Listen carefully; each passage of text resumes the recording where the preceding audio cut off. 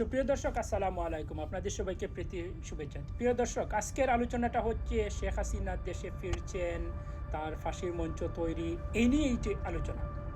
আসলে কি শেখ হাসিনা বাংলাদেশে ফিরছেন? অতি শীঘ্রই কি তিনি বাংলাদেশে ফিরছেন? সে নিয়ে আজকে আপনাদের সামনে একটি কাল্পনিক মজার আলোচনা করব। আপনারা শুনলে অবশ্যই ভালো লাগবে। আপনাদের যাদের ভালো লাগবে লাইক কমেন্ট এবং শেয়ার করবেন আশা করছি। ইনশাল্লাহ আল্লাহ যদি তৌফিক দান করেন, মা তৌফিক ইল্লা বিল্লাহ, তাহলে কিছু বক্তব্য আপনাদের সামনে তুলে ধরছি। আজ আমরা এমন এক কাল্পনিক কিন্তু জমজমাট বিষয় নিয়ে আপনাদের সামনে হাজির হয়েছি, যা শুনলে আমাদের দেশের রাজনৈতিক পাড়ার বড় বড় নেতাদের চায়ের কাপটা হাত থেকে পড়ে যেতে পারে। কারণটা কি?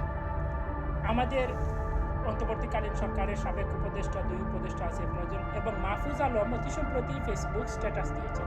কে দিয়েছেন? তারা স্ট্যাটাস দিয়েছেন। মাহফুজ আলম বলেছেন আওয়ামী লীগ তখনই ব্যাক করেছে যখন যুদ্ধাপরাধী, দেশবিরোধী রাজাকাররা জুলাইকে 71 মুখোমুখি দাঁড় করিয়েছিল। আর অপরদিকে আসিফ নজরুলের স্ট্যাটাস হচ্ছে আওয়ামী লীগ ব্যাক করেনি, আওয়ামী লীগ এখানেই ছিল, কিন্তু আওয়ামী লীগের দম্ভ এবং সাহস ব্যাক করেছে। তাই হতে পারে, কারণ আওয়ামী লীগ গত 2 বছর নির্যাতিত, নিপীড়িত, মজলুম ছিল। আওয়ামী লীগ তো 15 বছর যদি জুলুম করে থাকে, তাহলে এই আওয়ামী লীগ তো ধীরে ধীরে মজলুম হয়ে যাচ্ছে। এখন দেশের সর্বত্রই আপনি গত নির্বাচনের যদি চিত্র, একটা পরিসংখ্যান দেখেন, তাহলে দেখবেন নির্বাচনে মূলত সঠিক হিসাব বিশ্লেষণ করলে দেখা যায় এখানে 30 থেকে 35% ভোট পড়েছে। কিন্তু আওয়ামী লীগের ভোট তো 6 কোটি মানুষ এদেশে তো আওয়ামী লীগ করে, তাদের ভোট তো প্রায় 40% ভোট রয়েছে।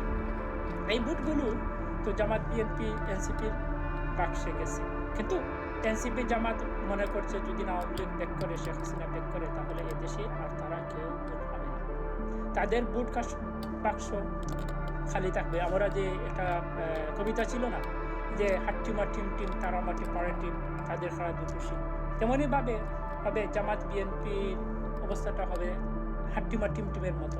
তাদের বুট বক্সে শুধু ডিম আর ডিম থাকবে। আজকে আমি এমন একটি কাল্পনিক বিষয় নিয়ে আপনাদের সামনে হাজির হয়েছি, যা শুনলে আমাদের চায়ের আড্ডা জমজমাট হয়ে উঠবে। জানি আমাদের দেশের রাজনীতিটা খুবই জমজমাট, দেশে বিদেশের রাজনীতিটা খুবই জমজমাট হয়ে পড়েছে। আলোচনার মূল বিষয়টা কি? মূল বিষয়টা হচ্ছে শেখ হাসিনা যদি হঠাৎ দেশে ফেরেন, তবে বিএনপি আর জামাতের মনের ভেতরে কেমন ডিজে মিউজিক বাজবে আপনারা তো নিশ্চয় জানেন। আসুন একটু কল্পনা করে নেওয়া যাক, সেই টান টান ডিজে মিউজিক কিভাবে জামাত এবং বিএনপির নেতাদের ভিতরে বাজবে। ধরুন ব্রেকিং নিউজ হলো, টিভিতে স্ক্রল হলো, জামাতের অফিসের প্রতিক্রিয়া হার্টবিট তখন চলবে। টিভির পর্দায় হঠাৎ স্ক্রল হলো যে শেখ হাসিনা টাকা লেন করেছে। এই খবর দেখা মাত্রই বিএনপি আর জামাত নেতাদের মুখের ছাই রয়ে যাবে, তারা আর এটাকে গিলতে পারবেন না। লন্ডনের টিকিটের জন্য, আমেরিকার টিকিটের জন্য, ব্যাংককের টিকিটের জন্য লাইন ধরে যাবে, শুধু ট্রাফিক জ্যাম শুরু হয়ে যাবে।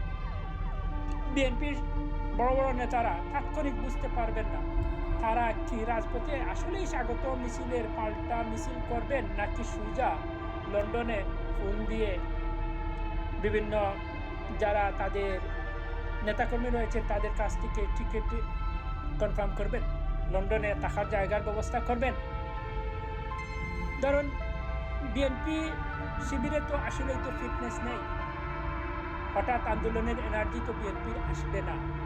গত কয়েক বছর ধরে, এই 2 বছর থেকে অন্তর্বর্তীকালীন সরকারের সময় থেকে, তারেক রহমান বাংলাদেশে যাওয়ার পর থেকে বিএনপির নেতাদের তো বেশিরভাগ নেতাদের তো কোমরে ব্যথা, ঠিকমতো তারা দাঁড়াতেও পারেন না।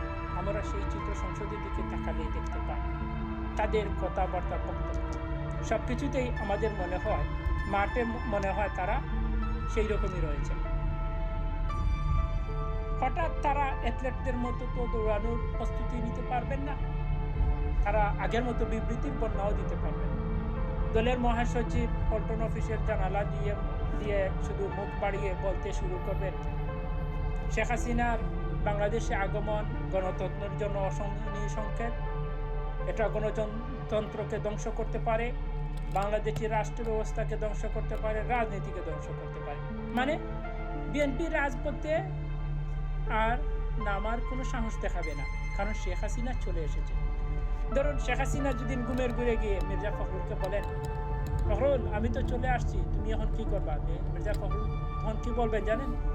মির্জা ফখরুল বলে উঠবেন, হ্যাঁ নেত্রী আপনি তো চলে এসেছেন, তাহলে এখন আপনি দায়িত্ব বার্তা নিয়ে নিন। আমরা তো জামাত এনসিপিকে কন্ট্রোল করতে পারতেছি না, কারণ ওরা রাজাকার যুদ্ধপরাধীর সন্তান, ওরা বেশি বুঝে। অপরদিকে যদি আপনি জামাত শিবিরের কথা চিন্তা করেন, তখন জামাত শিবির কি বলবে জানেন?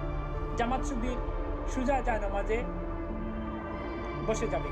বসে যাবে, তারা তওবা মুনাজাত আস্তাগফিরুল্লাহ করতে শুরু করবে, তারা বলতে শুরু করবে, দোয়া বলতে শুরু করবে, ইয়া আল্লাহ এটা যেন একটা শুধু গুজব হয়, ফেসবুকের ভুয়া নিউজ হোক, হেডকোয়ার্টারে জামাতের থালা ঝুলবে, দলের অফিসের পিয়নকে ডেকে তারা বলবে থালাটা একটু শক্ত করে লাগিয়ে দাও।